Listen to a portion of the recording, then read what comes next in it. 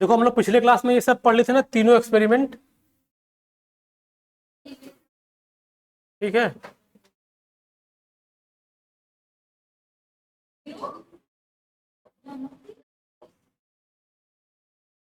ये एक्सपेरिमेंट इधर ध्यान दो, बस करो, मोबाइल रखो। अब हम लोग पिछले क्लास में ये तीनों एक्सपेरिमेंट पढ़ लिए थे, और इस बात ये हम लोग,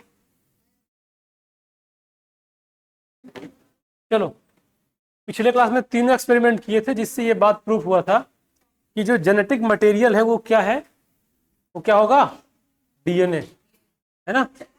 अब देखो, बात ना करो, अब अगला हम लोग क्या समझेंगे, जेनेटिक मटेरियल जो डीएनए था उसकी कुछ ना कुछ प्रॉपर्टीज होती हैं, कुछ उसके कैरेक्टरिस्टिक होते हैं। देखो ये वाला डायग्राम हो, तुम लोग याद रखना ध्यान से, ये वाला डायग्राम एनसीईआरटी में दिया है, बहुत सारे क्वेश्चन इससे बनते हैं, है ना। ये डायग्राम दे देगा, बीच में कुछ मिस कर देगा कि मतलब जैसे ये क्या है, मान लो यहाँ पे ये जो है बैक्टीरियोफेज वायरस है, ये इसमें इन्फेक्शन कर रहा है, तो इसको पहला स्टेज क्या करेगा, इन्फेक्शन। फिर जब इन्फेक्शन होगा तो जो इसका डीएनए है वो जेनेटिक मटेरियल इसके अंदर अंदर जाएगा, उसको ब्लेंडिंग बोलते हैं। और फिर उसके बाद जो अगला स्टेप होगा उसको बोलते हैं सेंट्रीफ्यूगेशन। सेंट्रीफ्यूगेशन का मतलब ये होता है, जैसे मान लो एक बीकर ले लो, या कभी तुम लोग बाल्टी के अंदर पानी घुमाए हो, बाल्टी में पानी भर लो, उसको से घुमा दो, तो उसमें उसको घुमाओ, उसमें कुछ चीज डाल दो। जैसे मान लो कोई भारी चीज डालोगे तो जैसे घुमाएंगे ना, जो भारी होकर जाके साइड साइड में चिपक जाएगा। इसका मतलब जो कुछ भारी होता है इसे पेरिफेरल रीजन में पहुंच जाता है, तो उसको सेंट्रीफ्यूगेशन करते हैं। इससे इसको देखा जाता है कि हाँ, जो हमने भारी वाला आइसोटोप लिया था वो यही वाला है ना। तो ये हम लोग पढ़े थे। अब आगे देखो, ये है प्रॉपर्टीज ऑफ जेनेटिक मटेरियल। बहुत बात कर रहे हो, अभी मत करो, अभी यहां डिस्कस करो जो हम बता रहे हैं। सुनो ध्यान से, जो हम लोग अभी जेनेटिक मटेरियल डिस्कवर किए, मतलब हम लोग नहीं डिस्कवर किए, जो डिस्कवर किए उससे क्या पता चला कि जेनेटिक मटेरियल क्या था, डीएनए। अब देखो डीएनए की उस डीएनए कुछ अलग अलग प्रॉपर्टीज है, इस प्रॉपर्टी को समझना है कि क्या क्या इसके अंदर क्या प्रॉपर्टी है। देखो पहला है ये ability to generate its replica, यानी रेप्लिकेशन। मतलब अगर कोई भी जेनेटिक मटेरियल है, देखो अगर कोई भी जेनेटिक मटेरियल है तो उसकी एक कॉपी जरूर बनेगी, उसको हम लोग बोलते हैं रेप्लिकेशन। उसको क्या बोलते हैं, रेप्लिकेशन। या उसका जो प्लेट बनेगा उसको रेप्लिका बोलते हैं। इसका मतलब अगर कोई जेनेटिक मटेरियल होगा तो उसका उसी जैसा और बन जाएगा। जैसे एक डीएनए था तो उसी डीएनए से डिवाइड होकर दूसरा डीएनए बन जाएगा, उसको हम लोग बोलते हैं उसका रेप्लिकेशन होना। और दूसरा एक है, देखो ये जो केमिकल एंड स्ट्रक्चरल, ये इसकी स्टेबिलिटी भी देखने को मिलती है। जैसे मान लो अभी बात करते हैं न्यूक्लिक एसिड कौन कौन से हैं। जो न्यूक्लिक एसिड है वो क्या क्या है, डीएनए क्या है, न्यूक्लिक एसिड है कि नहीं है, आरएनए क्या है, न्यूक्लिक एसिड, दोनों न्यूक्लिक एसिड है। अब उसमें ये देखना है कि कौन ज्यादा स्टेबल है ना। जैसे डीएनए क्या है, ज्यादा स्टेबल है, आरएनए कम स्टेबल है। तो उसको भी हम लोग देखेंगे, जो भी होगा ये जेनेटिक मटेरियल, उसकी उसका स्ट्रक्चर भी अपना एक अलग होगा, उसकी अपनी अपनी एक स्टेबिलिटी भी होगी कि कौन ज्यादा स्टेबल होगा, कौन कम स्टेबल होगा। दूसरा इसका क्या होगा, ये provide the mutation needed for evolution. देखो जब हम लोग, तुम लोग ये बात सुने होगे कि जब से जीवन आया, मतलब लाइफ की ओरिजिन हुई, कंटिन्यू अपडेट होता चला जा रहा है। इस तुम लोग सुनोगे ना कि हम लोग बंदर से निकल के आए हैं, हम लोग के एंसेस्टर बंदर थे, मतलब केवल सुने हैं, ऐसा मानते हैं। और हम लोग की जो लाइफ है वो ओरिजिनेट कहाँ से हुई, पानी से, है ना। तो वो कंटिन्यू को ओरिजिनेट होने के बाद उसमें कंटिन्यू अपडेट होता चला जा रहा है, उस बात को हम लोग क्या बोलते हैं, इवोल्यूशन बोलते हैं। बात समझ रहे हो, उसको क्या बोलते हैं, इवोल्यूशन बोलते हैं। वो हमेशा होता आ रहा है। अच्छा तुम लोग बताओ, क्या हम लोग जैसे कि जो ह्यूमन है, देखा जाए तो सबसे ज्यादा डेवलप्ड ऑर्गेनिज्म है ना, मतलब जितना भी उस दुनिया में लिविंग ऑर्गेनिज्म है, सबसे ज्यादा डेवलप कौन है, ह्यूमन है।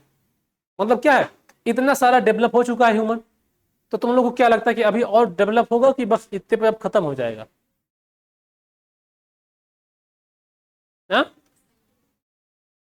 एकदम एकदम एग्जैक्ट यही आंसर हमने दिया था, हमसे इंटरव्यू में पूछा गया था, एकदम सेम आंसर मैंने दिया था।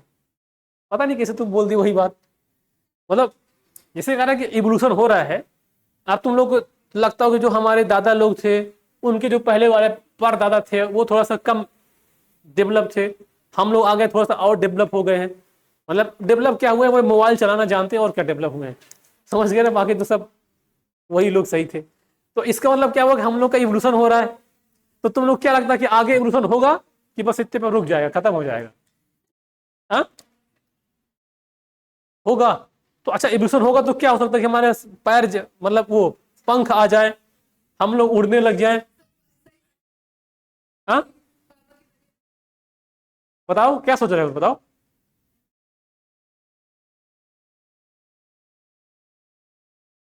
इसको लाइफ साइकिल नहीं बोलते हैं, इसको लाइफ स्पैन बोलते हैं। साइकिल दूसरी होती है ना। हाँ ऐसा हो सकता है कि मतलब, तो इसको क्या इवोल्यूशन मानेंगे? मतलब हम लोग पहले मान लो 100 साल जीते थे, अब मान लो 70 मरने लगी, तो अच्छी बात थोड़ी है ये तो हम लोग का ड्रॉबैक हुआ ना, बात समझ रहे हो ना। तो इसमें कुछ कह नहीं सकते, देखो चलता रहा पता नहीं क्या। हमको तो लगता है कि अब बस अब इवोल्यूशन नहीं होगा, बस सेचुरेट हो गया है, अब प्रलय होगा, सारे लोग खत्म हो जाएंगे, फिर दोबारा फिर से शुरू होगा। बात समझिए ना, क्योंकि जिस तरह से बदलाव देखने को मिल रहा है हमको लगता नहीं कोई अब रहेगा कुछ दिन तक। बात समझ गए? अब देखो आगे, अब देखो ये ability to express the Mendelian character, जो मंडल साहब डिस्कवर किए थे, जो बात बताए थे, उस बात का एक्सप्रेशन कौन कर रहा है? ये जो जीन है, और इसमें क्या है, डीएनए है। बस समझ गए ना। तो अगर जो जेनेटिक मटेरियल है, तुमको समझ में कुछ नहीं आ रहा होगा ना, अभी ये जो चैप्टर चल रहा है 20 से चल रहा है, तो अब तुरंत तो आपस तो नहीं पढ़ा पाएंगे ना, क्योंकि लंबा चैप्टर है, तो जब बाद में पढ़ाएंगे समझ में आएगा, है ना। अभी बस थोड़ा समझने का प्रयास करो अभी, क्योंकि 20 से चलेंगे, पीछे चलेंगे पूरा बहुत पीछे हो जाएगा, समझ रहे हो ना। तो समझ में आएगा, बस थोड़ा सा रुकने की जरूरत। ए तुम लोग बहुत बात कर रहे हो उधर, गर्ल्स गैंग, इतना बात मत करो, नहीं उधर से उठा के इधर बैठा देंगे भाई। समझ गए? इतना सारा इसका क्या है, प्रॉपर्टीज है। अब देखो कुछ और बात करते हैं इसकी अगली प्रॉपर्टीज की। देखो अब जैसे हमने बताया कि जो जेनेटिक मटेरियल है वो डीएनए को भी, मतलब सॉरी, न्यूक्लिक एसिड जो है वो डीएनए भी है और आरएनए भी है। मैक्सिमम ऑर्गेनिज्म में जेनेटिक मटेरियल डीएनए पाया जाता है, कुछ ऐसे हैं जिसमें आरएनए होता है, वो कुछ कौन है बताओ, नहीं डंडा से मार पिटाई होगा। मैक्सिमम मैक्सिमम लिविंग ऑर्गेनिज्म में जेनेटिक मटेरियल जो होता है वो क्या है, डीएनए है। कुछ ऐसे हैं जिसमें आरएनए पाया जाता है, वो कुछ कौन है? हाँ बैक्टीरिया भी हैं, वो वायरस है केवल, बताए थे ना, वो कुछ वायरस ऐसे हैं जिनमें जेनेटिक मटेरियल आरएनए होता है। अब मोस्टली जानते हो, एक बात और याद करो, मोस्टली प्लांट के वायरस, प्लांट वायरस समझते हो ना, मतलब जो जो प्लांट में बीमारी कॉज करेगा उसको प्लांट वायरस बोलते हैं, और जो एनिमल में बीमारी कॉज करेगा उसको एनिमल वायरस बोलते हैं। बात समझ गए ना। क्योंकि जानते हो एक बहुत इंपॉर्टेंट बात यह है कि अगर कोई भी प्लांट का वायरस है, इसका मतलब वो प्लांट में ही सरवाइव कर पाएगा, एनिमल में सरवाइव वो नहीं कर पाएगा। इसीलिए जानते हो जो लोग मतलब शाकाहारी होते हैं, मतलब उसको क्या बोलते हैं, वेजिटेरियन, या उसको हर्बीवोर्स बोलते हैं, वो ज्यादा दिन तक जीते हैं। और जो नॉन वेजिटेरियन होते हैं, जिसको क्या बोलते हैं, कार्निवोर बोलते हैं, उनकी लाइफ स्पैन बहुत कम होती है। बात समझ गए ना। क्यों? इसका रीजन जानते हो क्या होता है?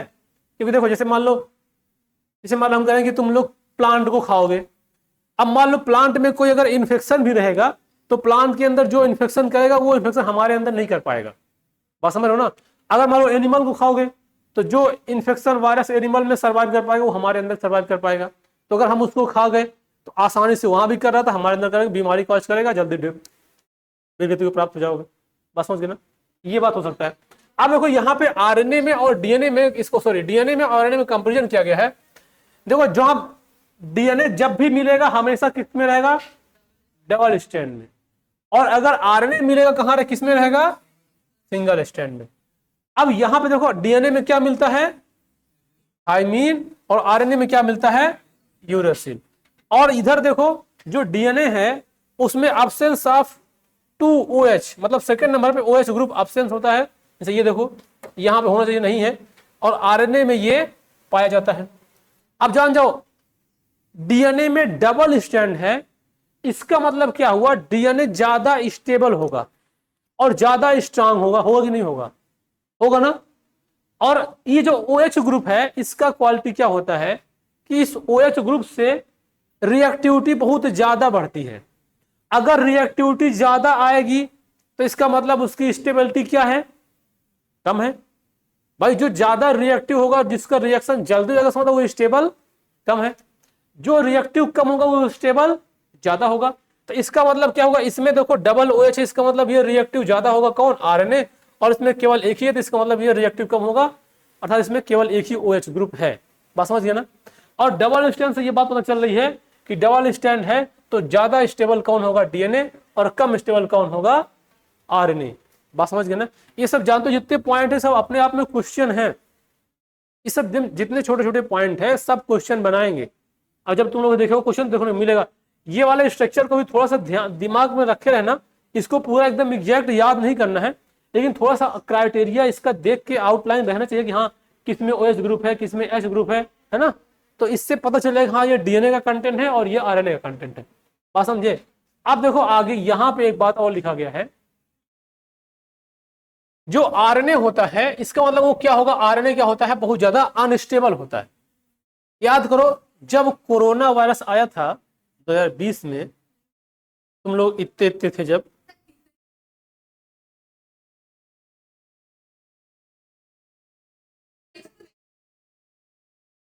सेवेंथ में थे ना, तो सेवेंथ में मान लो इतने बड़े हो गए होंगे। तो सुनो ध्यान से, जब कोरोना वायरस आया था मतलब उसमें तुम लोग देखे होंगे कि एक बार आया फिर चला गया फिर दोबारा लौट के आया था। आया था नहीं आया था, आया था ना उसका। तो तुम लोग को सुनने में आया था यार इसका नया स्ट्रेन वेरिएंट आ रहा है कोरोना का, पता नहीं कौन कौन वेरिएंट आ रहा है। तो उसका वेरिएंट आने का जो मेन रीजन था RNA का अनस्टेबल होना। और हम तुम लोग बताए हैं कि जो RNA जेनेटिक मटेरियल किसका होता है, वायरस का। तो उसका जेनेटिक मटेरियल क्या रहा होगा, RNA, कोरोना का भी। और वो कैसा था, अनस्टेबल, मतलब उसकी कोई स्टेबिलिटी नहीं थी। इसका मतलब उसके जो नए नए वेरिएंट आ रहे थे उसका रीजन यही था कि कोरोना। तुम लोग उठो वहां से, 2 लोग उठो, चलो उठो तुरंत, उठ जाओ उठ जाओ, 2 लोग उठो, यहाँ आ गए, जल्दी जल्दी जल्दी करो।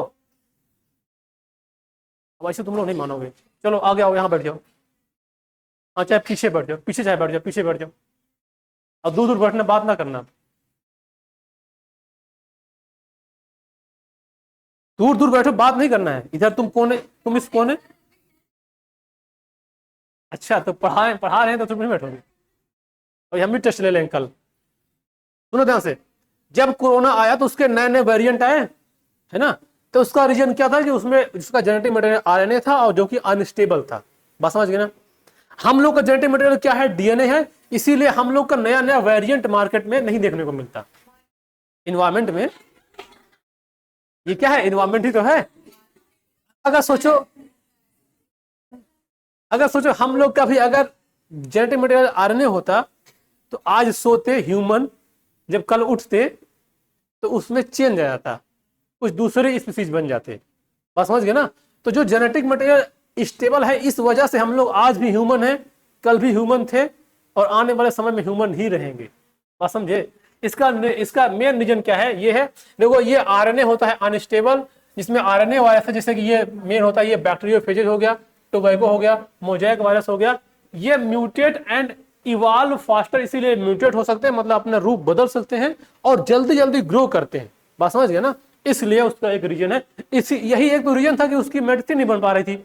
जो इसका नया नया वेरिएंट आ रहा था, मान लो इसका एंटीट्यूड बनाया गया, दूसरा वेरिएंट आ गया, अब क्या करोगे, फिर दूसरा कोई आ गया, अब वो काम ही नहीं करेगा। बस समझ गया ना। ये जो वैक्सीन लगी है कुछ काम नहीं की है, सिंपल सी बात है। जो कुछ काम किया हमारा इम्यून सिस्टम काम किया, जो उसको झेल पाया वो जिंदा है, जो झेल नहीं पाया वो वीरगति को प्राप्त हो गया। वो सब फालतू थी, कोई मतलब नहीं था वो। हाँ कर दो, कब किए तो हैं बहुत सारे लोग। तुम वहां तक जा ही नहीं पाओगे, हाई कोर्ट सामने खड़े होकर केस करे क्या करोगे वहां पे, कुछ कर नहीं का। उसके लिए बहुत सारे रूल है ना, तुम क्या कर पाओगे बताओ। तुम अपनी आवाज वहां तक ले आओगे, अब यहाँ बैठ के पहले उस लायक बन जाओ, खूब बड़े वकील बनो, तब जाके केस करोगे, ऐसे कैसे कर पाओगे। यहाँ केस करोगे, वहाँ 4 सरकारी वो गवर्नमेंट वाले आएंगे, अच्छा यही था, इसका सोशल मीडिया बंद करो, इसका ट्विटर हैंडल बंद करो, ये कुछ बोलने ना पाए, इसका मुंह बंद कर दो, इसको घर में बंद ताला बंद कर दो। अब तुम क्या कर पाओगे, 3-4 दिन बंद रहो। अरे यार जाए बाहर में, हमसे कोई मतलब नहीं, जो करना हो करो। अब क्या करो, मेंटली इतना परेशान कर देते हैं वो लोग, जैसे बोलते हैं ना कि भ्रष्टाचार के खिलाफ आवाज उठाएंगे, तुम उठा के दिखाओ एक दिन आवाज अकेले, 3-4 दिन उठाओगे, 5वें दिन बंद कर देंगे। पहले मतलब पहले सिस्टम से करेंगे, भैया फोन करेंगे, नेताजी हेलो तुम बहुत बहुत उछल रहे हो, मान जाओ। कहेंगे हाँ उछलेंगे, क्या कर लोगे तुम, कहे ठीक है। फिर अगले दिन पुलिस भेज देगा, इसको हाउस अरेस्ट कर दो। हाउस समझते हो ना, मतलब हाँ घर में बंद कर देंगे, वहां पुलिस वाले रहेंगे, तुम कहीं बाहर नहीं निकल पाओगे, समझ गए ना। एक होता है कि मतलब उठा के ले जाओ जेल बंद देना, इसे मानो तुम थोड़ा सम्मानित होगे तो उनको थोड़ा सा वो आता है कि यार इसको ले चलेंगे तो जनता और वो हो जाएगी, उग्र हो जाएगी कि धरना प्रदर्शन होगा, तो इसको बढ़िया ईमानदारी के साथ उसको बढ़िया से बंद कर देंगे, चाय पानी भिजवाते रहेंगे। नेताजी तुम कुछ बोलना नहीं, बस होगा, तुम कोई दिक्कत वाली बात नहीं है, बस यही है, यही होगा, तुम क्या कर पाओगे। अब देखो इसे अब दूसरे में देखो यहाँ जो डीएनए स्ट्रैंड होता है तो वो क्या होता है, डबल स्ट्रैंड। अब डबल होगा उसके साथ जानते हो ये क्या होता है, कॉम्प्लीमेंट्री होता है। कॉम्प्लीमेंट्री के बाद तुम लोग समझते हो एक वर्ड होता है मलयालम।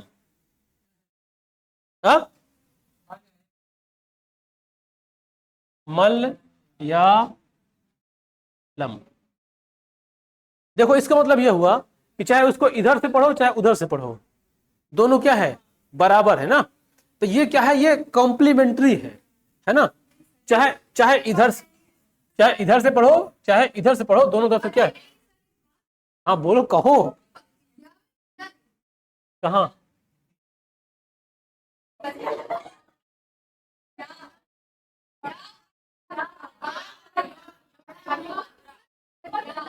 अच्छा अच्छा, हाँ चाहे इधर से पढ़ो चाहे इधर से पढ़ो, मलयालम। और कोई वर्ड डालडा, डालडा, जहाज, जानते हो ना, ये सब क्या है, कॉम्प्लीमेंट्री है। और एक 11 वर्ड का नाम को जानते हो, राधा की बूनी में नींबू की धारा, इसको पढ़ोगे तो दोनों तरफ से बराबर आ रहा है, समझ गए ना। राधा की बूनी में नींबू की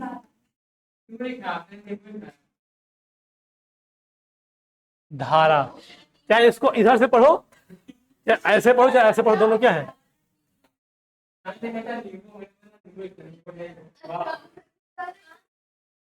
कहा नहीं, इधर पढ़ो ना, इधर से पढ़ो। हाँ हाँ हाँ, अरे इसको मिटाओ यार तुम, इस पे आओ बस। ये तुम लोग एनसीईआरटी में ये वाला वर्ड दिया है, जो एनसीईआरटी किताब है उसमें इसको लिखा है मलयालम। अब उस मतलब डालडा, जहाज, इसको बोलते हैं कॉम्प्लीमेंट्री। अब देखो अब ये कॉम्प्लीमेंट्री कैसे हुआ, सुनो ध्यान से। अब इसको डीएनए हम कॉम्प्लीमेंट्री कैसे मानेंगे, जैसे मान लो दिखा रहे हैं, देखो इधर से जब डीएनए बनेगा तो डीएनए का डबल स्ट्रैंड बनेगा हमेशा, है ना।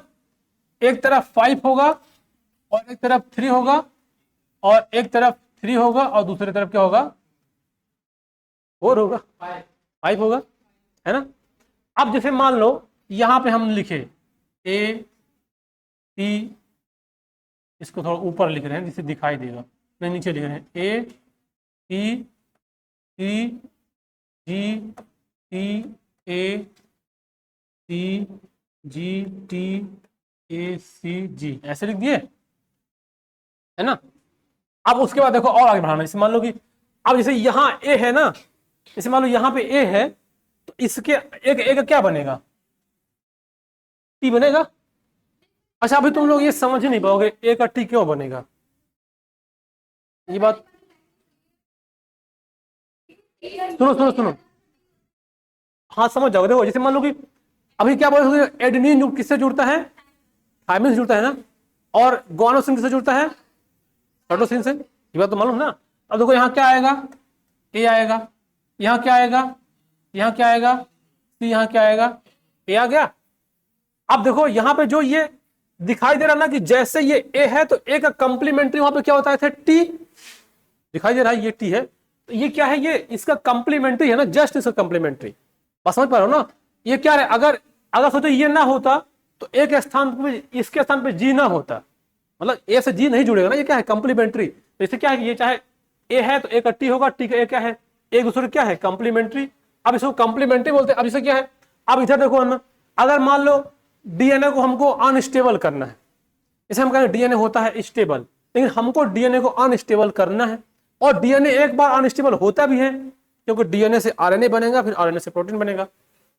उसको या तो तुम हीट कर दो, हीट जब करोगे तो क्या होगा, वो हीटिंग करने पर उसका जो डबल स्ट्रैंड है वो क्या होता है, सेपरेट हो जाता है। और इस कंडीशन को ग्रिफिथ साहब अपने एक्सपेरिमेंट में बता चुके हैं। जो हीट किल्ड वो लिए थे बैक्टीरिया में, याद करो, जो एक था एस स्ट्रेन और एक था आर, बताया था ना एक्सपेरिमेंट में। तो आर स्ट्रेन क्या था, वायरुलेंट था कि नहीं था, नॉन वायरुलेंट था। और एस वाला क्या था, वायरुलेंट था। तो एस वाले को हीट किल्ड कर दिए थे, तो उसका डीएनए का जो स्टैंड है वो ब्रेक हो गया था, इसीलिए तो वो नॉन पॉइजनस था। और जब उसको आर से जोड़ दिया गया तो जो डबल स्टैंड, जो स्टैंड उसका डबल था, सिंगल हुआ था, वो दूसरे से जुड़ गया।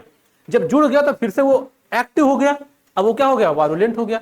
तो वही वाला ये जो उसमें जो बोल के गए थे ना कि कुछ होता है लेकिन हम नहीं जानते उसको क्या होता है, तो उसका रीजन ये था कि उसका जो डबल स्टैंड होता है डीएनए का, वो ब्रेक होकर सिंगल हो जाता है। और जब दूसरे में आर वाले में डालते हैं तो वो दोनों कंप्लीमेंट्री जुड़ के इकट्ठा जाते हैं, तो उसको बोलते हैं, क्या बोलते हैं, स्टेबल बन जाना, है ना। अब इसीलिए उसका इन्फेक्शन उसमें देखने को नहीं मिला था। तो ये कुछ डीएनए की प्रॉपर्टी है, ऐसी है ना। अब यहां पे कुछ और प्रॉपर्टी देखो, डीएनए देख लेते हैं। For storage the genetic information of DNA is better due to the stability. अगर हम बात करते हैं, देखो जब कोई भी प्रोटीन बनेगी तो पक्का कहां से सिग्नल मिलेगा, डीएनए से। मतलब अगर मेरे पास डीएनए है तो वो जैसे सिग्नल देगा प्रोटीन वैसे बन जाएगी, बात समझे। जैसे एग्जांपल देखो, हालांकि डीएनए अकेले प्रोटीन नहीं बना पाएगा, लेकिन डीएनए के पास ही वो क्वालिटी है जो प्रोटीन बना सकता है, बात समझे। जैसे एग्जांपल देखो, ऐसे मान लो कि क्या बोलते हैं, तुम लोगों को हम कोई चीज ऐसा मतलब पढ़ा लिखा के सिखा दिए कोई बात, कि तुम लोग उस चीज को एकदम अच्छे से, जैसे ये पढ़ा रहे, मान लो अभी आएगा डीएनए का रेप्लिकेशन, तुम लोग को उसको एकदम सिखा दिए, एकदम अच्छे से तुम लोग सीख गए। लेकिन क्या तुमको कोई देख के बता पाएगा कि तुमको डीएनए रेप्लिकेशन आता है, चेहरा देख नहीं बता पाएगा ना। अगर तुमको कहीं जरूरत पड़ गई तुम उसको जल्दी से करके निकल जाओगे, कोई तुमको समझ ही नहीं पाएगा हाँ ये कर सकता है ना। मतलब उसके लिए जो ओरिजिन है, मतलब जो शुरुआत करना है वो तुम्हारे पास है, तुम्हारे पास सब कुछ जानकारी है, बस तुमको वो चीज अगर मिल जाए तुम बना के अगला काम कर दोगे। तो जो डीएनए है, डीएनए क्या है, एक प्रकार का मैसेंजर है। मतलब डीएनए के पास ये इस बात का मतलब जानकारी है कि इससे कौन सी प्रोटीन बनानी है। अगर वो डीएनए नहीं रहेगा तो प्रोटीन नहीं बन पाएगा, बस समझ गए ना। अगर हमारे पास दिमाग नहीं कैसे बनाना है तो चाहे कितना भी कुछ रॉ मटेरियल तो बना पाएंगे। जैसे मान लो घर बनाना है, अब कोई जानता नहीं कि ईंट कैसे जोड़ना है, फिर दीवार कैसे बनाना है, सरिया कहाँ डालना है, कोई जानेगा नहीं, तो ला के रखने से बनेगा नहीं बनेगा। ये बात किसके पास होता है, डीएनए के। अब वो क्या होता है, वो मैसेंजर है, मतलब वो मैसेज है, वो इंफॉर्मेशन है मेरे पास है, जो हम इंफॉर्मेशन देंगे तब तुम बना पाओगे। और जो मशीनरी यूज करेगा वो मशीनरी किसी को यूज कर सकता है। जैसे मान लो वो डीएनए मेरे अंदर है तो हमारे अंदर जो मशीनरी है उसको यूज करके अपनी प्रोटीन बनाएंगे। दूसरे के अंदर वो डीएनए चला गया, वो दूसरे की मशीन यूज करेगा, अपना डीएनए बना प्रोटीन बनाएगा, बस समझ रहे हो ना। यही तो खेल अभी आगे मिलेगा। But for the transmission of genetic information RNA is better. मतलब जब तक इंफॉर्मेशन को अपने पास रखना है तो हमें डीएनए के फॉर्म में रखना पड़ेगा, और अब हम चाहते हैं कि इसको ट्रांसमिट करके प्रोटीन बनाएं, तब उसको आरएनए में कन्वर्ट करना पड़ेगा। जब आरएनए में कन्वर्ट करेंगे तभी वो प्रोटीन आगे बनाएगा, बात समझ गए ना। जैसे देखो हम लोग अगर कहीं बैठे हुए हैं तो चाहते हैं ना कि यार थोड़ा सा शांत स्थान मिले, कोई नो डिस्टर्बेंस ना हो, बढ़िया, बहुत ज्यादा टेम्परेचर ना, बहुत कम टेम्परेचर ना हो, एकदम सुटेबल एनवायरमेंट हमारे अकॉर्डिंग हो, हम चाहते हैं ही। अगर मान लो तुमको कोई कहना कोई काम करना है तो बोलते हैं ना कंफर्ट जोन से बाहर आओ तभी तो काम कर पाओगे। तो इसका मतलब अब हम स्टेबल नहीं है, अब हम अनस्टेबल हुए हैं, तब जाके नया काम कर पा रहे हैं। मतलब जब तक हम चाहते हैं कि यार अभी सुरक्षित रहें, जो मेरे पास उसको रखे रहें, तो एकदम सुटेबल एनवायरमेंट या फेवरेबल कंडीशन मिलेगा तभी रहेगा। और अगर हम काम करेंगे तो फिर हमको कंफर्ट जोन से बाहर निकल के काम करना पड़ेगा, अर्थात अनस्टेबल होना पड़ेगा, बस समझ गए ना। तो ऐसे डीएनए भी होता है, जब तक स्टोर रहेगा तो वो डीएनए के फॉर्म में ज्यादा अच्छा माना जाएगा, और जब वो काम करेगा तो आरएनए बनेगा तभी काम कर पाएगा। उसका देखो एक रीजन और है, देखो जैसे मान लो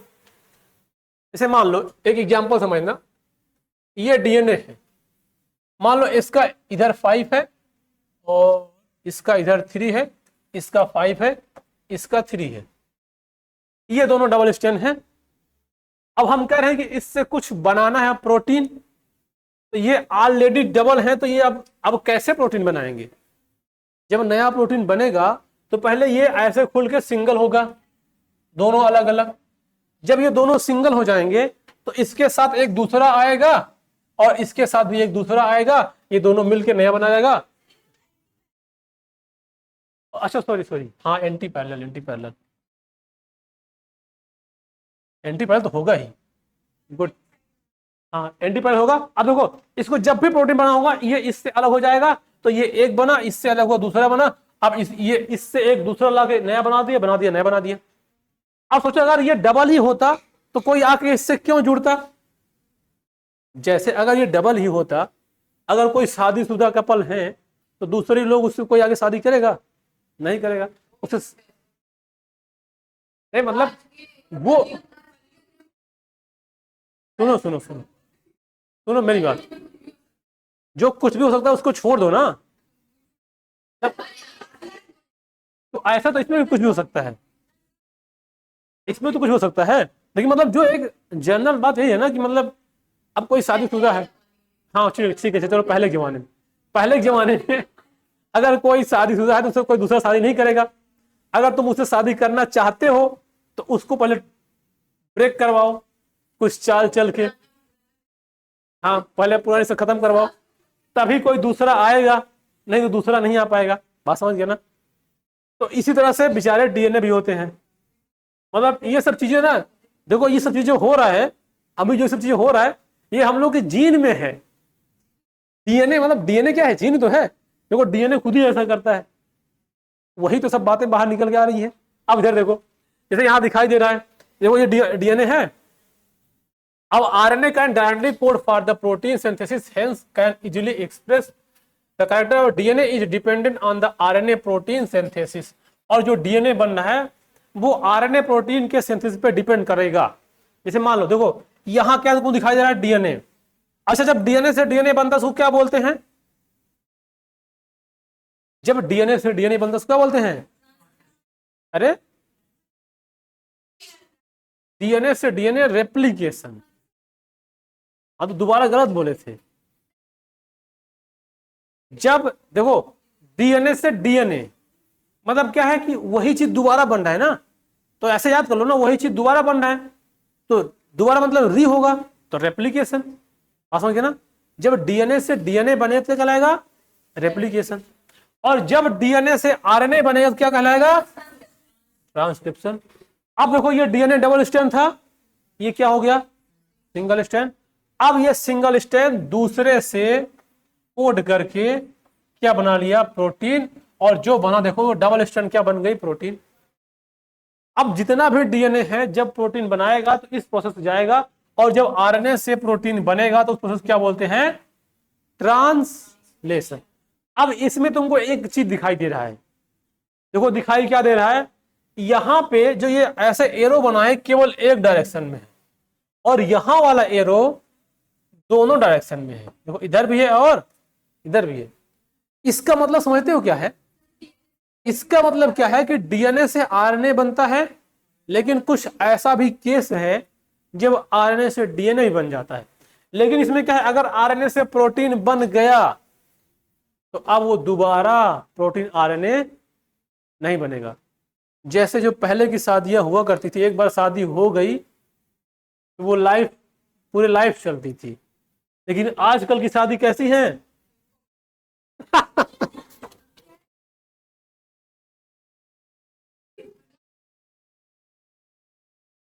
बात समझ गया ना?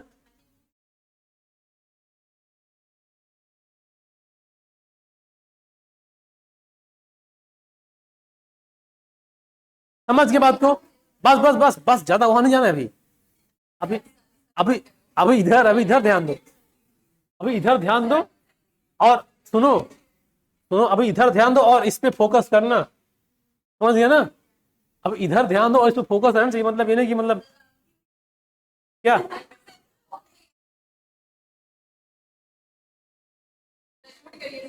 क्या करें? अब देखो आगे,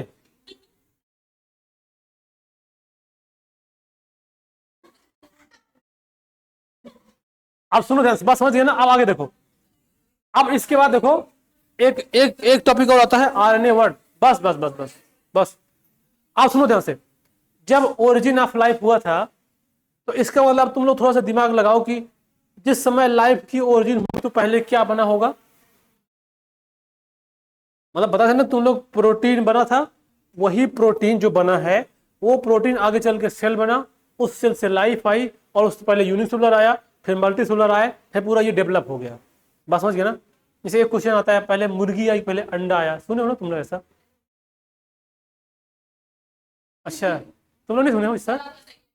हम बताएंगे भी मेरे को। हालांकि इसका कोई ऐसा प्रूफ नहीं है, लेकिन अगर प्रूफ प्रूफ देना होगा तो बोलोगे पहले अंडा आया, मतलब समझ गया ना।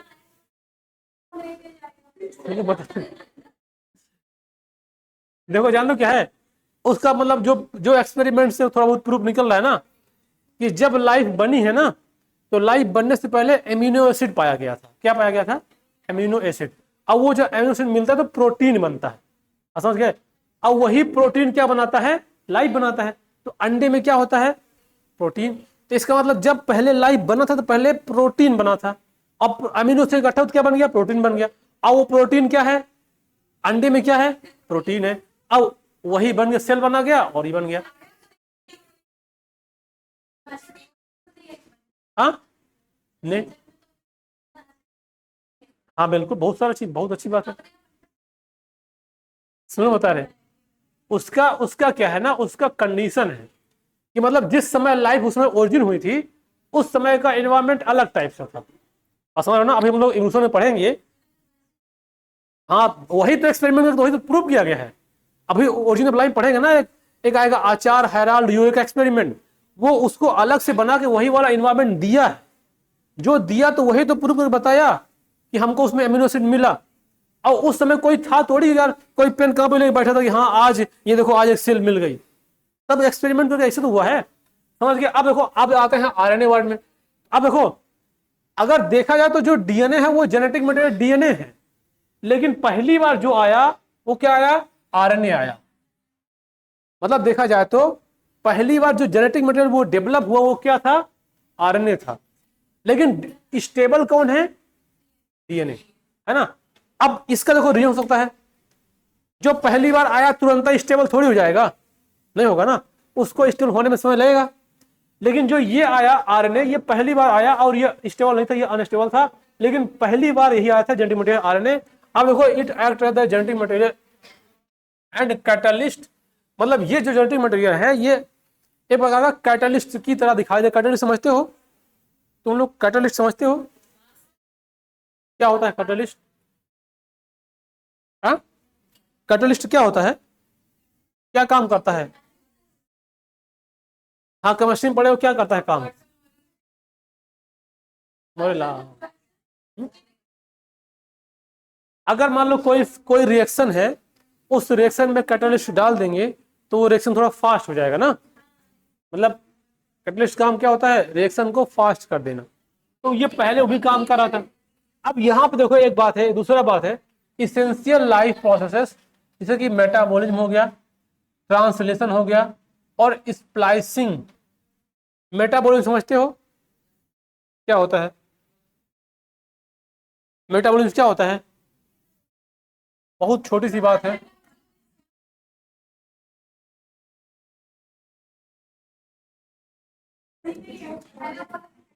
हाँ बिल्कुल।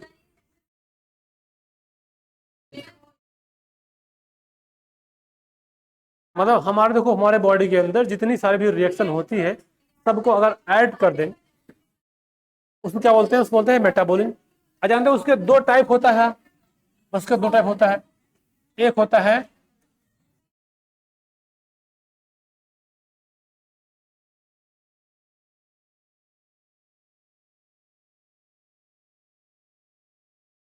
देखो इसका मतलब होता है,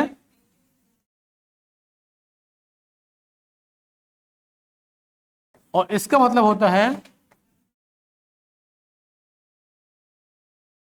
मतलब जब कोई चीज टूटता है तो क्या होता है? कैटाबोलिज्म।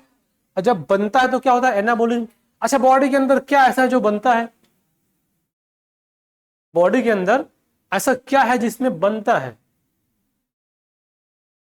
अरे हमने कहा कि बॉडी के अंदर देखो कुछ बनेगा कुछ टूटेगा ना, कोई चीज टूटेगा, ग्लूकोज बनता है, प्लांट हो क्या?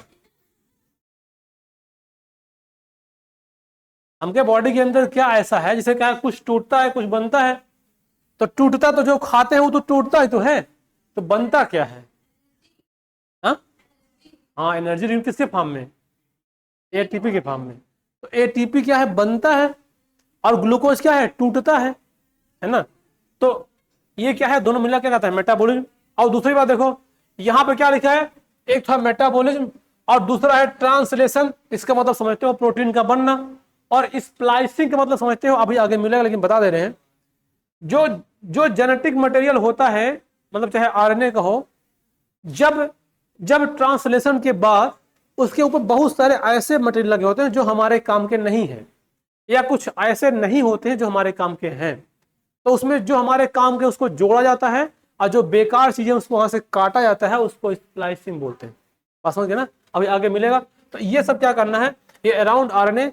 और देखो DNA evolved from the RNA for stability. जब प्रोटीन बनते हैं तो डीएनए से आरएनए, फिर आरएनए से प्रोटीन बनता है। लेकिन अगर देखा जाए डीएनए आया कहां से, तो डीएनए आया है आरएनए से। मतलब सबसे पहले जो बना क्या बना? आरएनए। फिर क्या बना? डीएनए। अच्छा, इसको तुम लोग समझ ऐसे पाओगे, जैसे मान लो दिखा रहे हैं यहां पे, देखो जैसे मान लो यहां पे क्या बना दिया? डीएनए। एकदम ध्यान समझना इस बात को। यहां क्या बना? डीएनए। वो ऐसे क्या बनना चाहिए डीएनए से? आरएनए। फिर इससे क्या बनना चाहिए? प्रोटीन। मतलब ये नॉर्मल फिनोमेना है जिसको सेंट्रल डोग्मा बोलते हैं। देखो कभी कभी क्या होता है, मान लो डीएनए था, डीएनए ने मैसेज दिया तो क्या बन गया? आरएनए। अब ये जैसा मैसेज देगा वैसा ये बनेगा और उसी तरह से ये प्रोटीन बनाएगा। ध्यान से बात समझना। अब ये क्या किया, मान लो ऐसा कि हमारा डीएनए अपना प्रोटीन बना रहा है, इसमें क्या हो गया? ये रिवर्स हो गया। क्या कर दिया? ये रिवर्स हो गया। तो जब ये रिवर्स हो गया तो ये आरएनए से क्या बन गया? डीएनए। इसको रिवर्स ट्रांसक्रिप्शन बोलते हैं। अगर सीधा होगा तो उसको क्या बोलते हैं? ट्रांसक्रिप्शन। तो मतलब जब कोई नई प्रोटीन बननी होगी कहीं से, तो वो पहले आरएनए से डीएनए बनेगा, तब नई टाइप की प्रोटीन बनेगा। जैसे देखो, जैसे एक बीमारी जो होती है एचआईवी एड्स जो होता है, वो क्या करता है, जैसे मान लो हमारे अंदर ये डीएनए से आरएनए बनता है, आरएनए से प्रोटीन बनता है, तो वो क्या करेगा, जो हमारा आरएनए है उसको वो रिवर्स ट्रांसक्रिप्शन करवा देता है। और जब रिवर्स ट्रांसक्रिप्शन करवाएगा तो देखो मेरे डीएनए से मेरा आरएनए बना, और हमारे आरएनए से वो अपना डीएनए बना लेगा। वायरस अगर वो अपना डीएनए बना लिया, बस काम खत्म। अगर उसका डीएनए बन गया तो अब इसके डीएनए से इसका आरएनए बनेगा, और इसके आरएनए से ये किसका? इसका प्रोटीन बनेगा। इधर देखो, जो मेरा मतलब अपना जो किसी भी ऑर्गेनिज्म का जो अपना डीएनए था वो क्या था? डीएनए बना, आरएनए बना, प्रोटीन बना था। लेकिन कुछ ऐसे होते हैं जैसे मान लो आरएनए से प्रोटीन बन, सॉरी आरएनए से डीएनए बन जाए, उसको रिवर्स ट्रांसक्रिप्शन बोलेंगे। और अगर वो आरएनए से डीएनए बना लिया, अगर कोई ऐसा ऑर्गेनिज्म या कोई ऐसा वायरस इसके अंदर घुस गया और जो ये डीएनए से आरएनए बना रहा था उसको कैप्चर कर लिया कि प्रोटीन नहीं बनाने दिया, और इस आरएनए से को रिवर्स ट्रांसक्रिप्शन करके वो अपना डीएनए बना लिया, यानी ये वाला जो डीएनए बना ये वायरस का डीएनए बन गया। बात समझिए ना। हम यहां मान लो ये ह्यूमन का डीएनए था और ये क्या बनाया? ह्यूमन का आरएनए। लेकिन ये ह्यूमन के आरएनए को कैप्चर कर लिया और क्या बना दिया? वायरस का डीएनए। अब वायरस के डीएनए से वायरस का आरएनए बनेगा, और वायरस के आरएनए से वायरस की प्रोटीन बनेगी।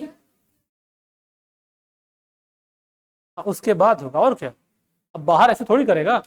आप सोचो कि हमारे अंदर जो प्रोटीन बननी थी वो प्रोटीन नहीं बन पा रही है। नहीं बन पा रही है क्योंकि उसको कौन कैप्चर कर लिया है? वायरस। अब वो क्या किया? अपना डीएनए बनाया, और अपने डीएनए से फिर अपना आरएनए बनाएगा और क्या बना देगा? अपनी प्रोटीन। तो मशीनरी मेरी यूज करेगा, जो हम लोग खाएंगे उसको यूज करेगा, न्यूट्रिएंट्स मेरा यूज करेगा। अब प्रोटीन किसी बनाएगा? अपनी। इसीलिए जो वायरस होता है खूब सारा मल्टीप्लाई करके बॉडी के अंदर पहुंच जाएगा, तब इन्फेक्शन कॉज करेगा, तब उसका सिम्टम दिखाई देगा। तो समझ गए, इसमें इसीलिए बोलेंगे डीएनए से आरएनए और आरएनए से डीएनए बन सकता है, लेकिन आरएनए से प्रोटीन अगर बन गया तो प्रोटीन दोबारा आरएनए नहीं बनाए। हाँ बिल्कुल, लेकिन यहां पे बस चेंज है ना, यहां चेंज है ना। इससे ये होगा कि हम अपने डीएनए से अपना आरएनए बना रहे थे। जैसे एग्जांपल देखो, हम क्या किया कि हमको मिठाई बनाना है, मिठाई समझते हो ना। हाँ, अब सब लोग उसको अलग अलग नाम जानते हैं ना, सिर्फ बोले तो क्या करेंगे, दूध ले आएंगे, उसको खोया चलाएंगे, फिर उसमें चीनी डालेंगे, फिर उसको काजू कतली जो डालना हो डाल देंगे, फिर मिठाई जस्ट बनने ही वाली थी कि हम आगे तुम्हारी मिठाई ले आए। तुम मिठाई बनाना शुरू किए थे, तुम मिठाई बनाना शुरू किए, तुम दूध लेके आए, चीनी ले आए, बढ़िया काजू ले आए, बढ़िया उसको खोआ चलाए, मिठाई बनाना शुरू किए। जब मिठाई जैसे बनी, हम गए तुम्हारी मिठाई ले आए। हाँ, समझ गए बात को ना। आप सोचो ये क्या किया कि डीएनए से आरएनए बनाया, और इस आरएनए से प्रोटीन बनाने का उसका मकसद था, लेकिन उसके आरएनए को कौन चुरा ले गया, डीएनए। अब हम तुम्हारी मिठाई ले आए, अब उस मिठाई को अपने मन से जिसको जो करना हुआ करेंगे। बात समझ गए ना। तो ना भाई एक जो पंचायत 4 आई, देखे हो पंचायत 4, देखे हो सीजन 4 देखे हो। हाँ, जो भी नया है देखे हो ना उसको। उसमें देखो क्या, वो जो क्या बोलते थे, वो आलू बंटवा रहा था फ्री में, सबको आलू ले लो फ्री में है 5 किलो। तो उसकी जो पूर्व प्रधान थी, उसको सारा आलू खरीद लिया, लेकर दुकान में देने कहा लो उसको समोसा बनाओ और मेरे नाम की समोसा बेच देना। समझ गए। तो वो फ्री में आलू वो दे रहा था, उसका फ्री का आलू ले लिया और अब उसके आलू से अपना समोसा बनवाया और गांव वालों को बंटवा दिया। समझ गए ना। तो ये वही वाला कंडीशन है, ये डीएनए से आरएनए बना और ये अपना डीएनए बनाएगा, अपना आरएनए और प्रोटीन बना दिया। और अब हमारा प्रोटीन ना बन के किसका प्रोटीन बन जाएगा, वायरस का। अब सोचो अगर हमारे सेल में वायरस का प्रोटीन बनेगा तो इन्फेक्शन ही तो होगा। बस समझ गए ना। तो ये वही वाला केस था इसमें। अब ये जो बात थी, ये सब बात यही है। इसमें क्या बना, ये आरएनए बना, आरएनए वर्ड बोलते हैं इसको। इसमें थोड़ा सा बात समझना है। अच्छा, जेनेटिक मटेरियल किसका ज्यादा होगा, डीएनए का कि आरएनए का, पक्का, क्योंकि डबल स्टैंड है, स्टेबल ज्यादा होगा, डीएनए ज्यादा होगा, आरएनए क्या होगा, कम होगा बेचारा। अब देखो, अब जो स्टार्ट होगा ये, लेकिन टॉपिक थोड़ा बड़ा है, इसको अगले टाइम पढ़ाएंगे, बस थोड़ा समझ। नहीं कल नहीं, अरे 45 तक, 45 तो बोले ना, बस इसमें इसका मैकेनिज्म समझाना है, बस इसके बारे में समझाना है। हालांकि ये वाला जो टर्म दिखाई दे रहा है तुम लोग को, इसको मतलब तुम लोग को पहले बता चुके हैं क्या होता है। बात ना करो, क्यों बात कर रहे हो, उसको तो बोले ही नहीं। देखो क्या है, ये जो सेंट्रल डोगमा है, इसको हम लोग पिछले क्लास में पढ़े थे, इसका मतलब बताए थे। अब ध्यान से बात समझ जाओ थोड़ा सा। अभी तक हम लोग जो पढ़े, सुनो ध्यान से, अभी तक जो कुछ पढ़े वो क्या पढ़े कि जो जेनेटिक मटेरियल है वो क्या है, डीएनए है ना। और उसके बाद उसी जेनेटिक मटेरियल से आगे जितने भी प्रोटीन बननी है वो सारी प्रोटीन जेनेटिक मटेरियल डीएनए से बनेगा। और यहां पे एक प्रोसेस था, जब डीएनए था, ये डीएनए डबल स्ट्रैंड था, फिर सिंगल स्ट्रैंड होगा, उसको क्या बनेगा, आरएनए, और वो आरएनए क्या बनाएगा, प्रोटीन। इस प्रोसेस को सेंट्रल डोगमा बोलते हैं। क्या बोलते हैं, सेंट्रल डोगमा। अब हमको क्या करना है, अब आगे क्या पढ़ना है, सबसे इंपॉर्टेंट, अब मतलब क्रिटिकल टॉपिक यही है जो आगे ये पढ़ना है। जो सेंट्रल डोगमा हम लोग पढ़ने चल रहे हैं, उसमें पहला स्टेप आएगा डीएनए से डीएनए का बनना। जो पहला स्टेप आएगा उसमें क्या होगा, डीएनए से डीएनए का बनना। और उस प्रोसेस को हम लोग क्या बोलते हैं, रेप्लिकेशन। तो अब ध्यान से सुनो, जब अगला मतलब जब पढ़ेंगे तो पहले हमको अब पूरा रेप्लिकेशन को समझना है कि रेप्लिकेशन क्या होता है, वो जो डबल स्ट्रैंड डीएनए था उससे नया डीएनए कैसे बन गया, और अगर वो डीएनए बना तो क्या उसमें कोई चेंजेस आएगा कि नहीं आएगा, या आएगा तो कैसे आएगा। वो जो डबल स्ट्रैंड डीएनए था वो सिंगल स्ट्रैंड कब बनेगा, तब तो दूसरा डीएनए बनेगा। तो डीएनए से डीएनए बनना मतलब रेप्लिकेशन कैसे होगा, ये बात पढ़ेंगे। उसके बाद जब डीएनए से डीएनए बन गया और जब डीएनए से आरएनए बनेगा, तो ट्रांसक्रिप्शन होता है। तो ट्रांसक्रिप्शन कैसे होता है ना, डीएनए से आरएनए कैसे बनता है, उसकी क्या मैकेनिज्म है ना, और उसके बाद जब आरएनए से प्रोटीन बनेगा तो क्या पढ़ा जाएगा, ट्रांसलेशन। तो जो अगले टॉपिक स्टार्ट होंगे वो होगा, पहले होगा रेप्लिकेशन, फिर ट्रांसक्रिप्शन, फिर ट्रांसलेशन। बात समझ गए ना। तो इंपॉर्टेंट बात है, बहुत अच्छे समझना है तीनों बात को, रेप्लिकेशन, ट्रांसक्रिप्शन और ट्रांसलेशन, तभी जाकर बात समझ आएगी। ये अभी जो सेंट्रल डोगमा था, इंपॉर्टेंट बात, इसको फ्रांसिस क्रिक नाम के साइंटिस्ट ने इसको प्रपोज किया था, डिस्कवर किया था। और ये स्टेट दैट क्या होता है, वो डीएनए, आरएनए और प्रोटीन, ये दिखाई दे रहे हैं टकलू महाराज जो, इन्हीं की फोटो है, समझ गए। अब देखो ये यहाँ पे इसका भी ये बात यहाँ बना हुआ है, देखो डीएनए है, आरएनए है, प्रोटीन है, वो सब वही है। जब ये रिवर्स होगा तो उसको रिवर्स ट्रांसक्रिप्शन बोलते हैं, है ना। ये देखो ये क्या है, ये दिखाई दे रहा है,